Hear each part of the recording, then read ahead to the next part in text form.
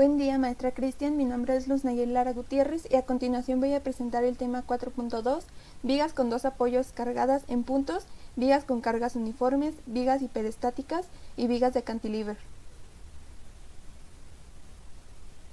A continuación se abarcará el tema destinado a vigas con dos apoyos cargadas en puntos, con sus respectivos subtemas, destacando de manera importante y de la forma más clara los conceptos que relacionan a estos subtemas.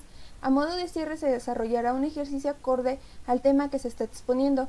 Si bien la viga es una estructura horizontal que puede sostener cargas entre dos apoyos sin crear empuje lateral en estos. El uso más importante de una viga tal vez sea el que aplica a la estructura de puentes.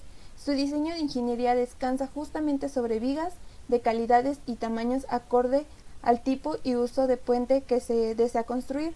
Esta estructura desarrolla comprensión en la parte de arriba y tensión en la parte de abajo. ¿Qué es una viga? Se denomina viga a un elemento constructivo lineal que trabaja principalmente a flexión.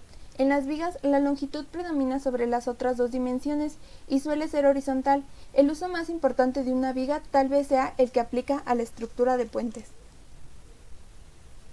Viga de cargas. La viga de carga es la que se encarga de sostener el peso de la losa y transmitirlas a las columnas, a su vez a las fundaciones y estas al terreno, usualmente en la parte inferior de la sección transversal, ya que los esfuerzos axiales debido al pero que sostiene tiende a flexionar la viga en la parte inferior. Las vigas con cargas uniformes, considerando una porción de viga sometida a una carga uniforme W, cada segmento de X de la carga W crea una fuerza concentrada igual a dF igual a W por dx sobre la viga. Si dF está localizada en X, donde la ordenada de la línea de influencia de la viga para alguna función reacción cortante o momento es Y, entonces el valor de la función es dF por Y igual a W dx por Y. La viga hiperestática son aquellas vigas que para su cálculo presentan más incógnitas que ecuaciones. En general, una estructura es hiperestática o estáticamente indeterminada cuando está en equilibrio, pero las ecuaciones de la estática resultan insuficientes para determinar todas las fuerzas internas o las reacciones. Si bien las vigas hiperestáticas representan formas de hiperasticidad, una estructura es internamente hiperestática si las ecuaciones de la estática no son suficientes para determinar los esfuerzos internos de la misma. Una estructura es externamente hiperestática si las ecuaciones de la estática no son suficientes para determinar fuerzas de reacción de la estructura al suelo o otra estructura. Las vigas en cantilever también se le llaman vigas en voladizo. En estas vigas, un extremo está fijo para impedir la rotación. También se conoce como extremo empotrado debido a la clase de apoyo. A continuación se desarrollará el ejercicio del presente tema. En este ejercicio se va a determinar las reacciones de apoyo para la siguiente viga mostrada, la cual es una viga isostática que posee cargas puntuales y cargas distribuidas uniformemente o cargas uniformemente distribuidas. Aquí tenemos el punto A, el punto B, el punto C, el punto D y el punto E. En el punto A se tiene un apoyo fijo que nos generan dos reacciones, una en el eje Y y la otra en el eje X. Desde el punto A al punto B, esta carga uniformemente distribuida de 5 kilogramos fuerza sobre metro con una longitud de 2 metros. En el punto D tenemos una carga puntual de 10 kilogramos fuerza sobre metro. Y del punto D al punto E tenemos una carga uniformemente distribuida de 5 kilogramos fuerza sobre metros. En el punto E tenemos un apoyo móvil que nos genera una sola reacción en torno a su eje. En este caso será en torno al eje Y. Lo primero que se va a realizar es determinar las cargas puntuales de las cargas distribuidas. En este caso vamos a determinar la carga puntual de esta carga, que es del punto A, y la carga puntual del punto E. La carga puntual del punto A será el área de la figura que nos forma dicha carga. En este caso tenemos que dicha carga forma un rectángulo y recordemos que el área de un rectángulo es la base por su altura. Como base tenemos 2 metros y como altura tenemos 5 kilogramos fuerza sobre metros, por lo tanto 2 por 5 eso es igual a 10, es decir que aquí tenemos una carga puntual de 10 kilogramos fuerza y la distancia que se puntualizó dicha carga es en el centro de X del rectángulo y esto es la base entre 2, por lo tanto 2 que es la base entre 2 será igual a 1. Quiere decir que se puntualiza a una distancia de 1 metro, que en este caso será en el centro, 1 metro hacia los extremos. Ahora para la siguiente carga distribuida hacemos exactamente lo mismo.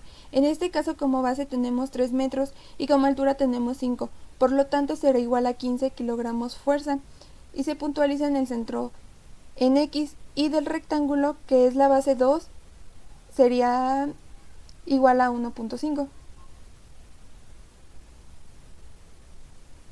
Y una vez puntualizadas las cargas, se va a realizar el diagrama de cuerpo libre. Recordemos que el diagrama de cuerpo libre no es más que una figura donde se muestran todas las cargas que incurren en la estructura, incluyendo sus reacciones. Tenemos incógnita la reacción de A en eje Y y como incógnita la reacción N de eje Y. La reacción en X del punto A no la pusimos ya que en esta reacción será igual a 0. Ya que no tenemos fuerzas laterales o fuerzas en el eje X en la estructura, y una vez realizando el diagrama de cuerpo libre vamos a utilizarlo para determinar las reacciones de apoyo utilizando el diagrama. Comenzamos determinando la reacción NE en el eje Y y posteriormente la reacción NA del eje Y. Primero comenzaremos determinando la reacción NE en el eje Y la reacción NA del eje Y. Primero haremos la sumatoria momento del punto E. Decimos que el sentido escogido es el antihorario, es decir que en función al punto A, toda la fuerza que gire en ese sentido horario serán negativas. Para poder obtener la reacción en Y, tendremos que multiplicar la fuerza por la distancia. Inicialmente nuestra ecuación quedará así, que es multiplicar la fuerza por la distancia. Por consiguiente, al multiplicar estos dos tendremos este resultado y así consecutivamente hacemos con las demás. Posteriormente haremos la suma de estos y dejando así este porque el resultado que queremos obtener es este. Posteriormente, para poder obtener el resultado de este tendremos que despejar la ecuación. Quedaría 177.5 kilogramos fuerza sobre minuto entre 0.07 metros. Y esto nos da un resultado de que la reacción tendrá 25.35 kilogramos fuerza. Por último, vamos a determinar la incógnita de la reacción en el eje Y. Para determinar la incógnita, vamos a hacer la sumatoria de fuerzas en el eje Y decimos que si arriba es positivo. Entra la incógnita positiva y las demás cargas entran negativas, puesto que la fuerza está hacia abajo. Nuestra ecuación quedará de la siguiente manera. Como decimos, la incógnita entrará de manera positiva, puesto que está hacia arriba. Y agregaremos la reacción que obtuvimos anteriormente, que es la reacción N del eje Y. Y como está hacia arriba, entra también positiva. Entonces la ecuación queda de la siguiente manera.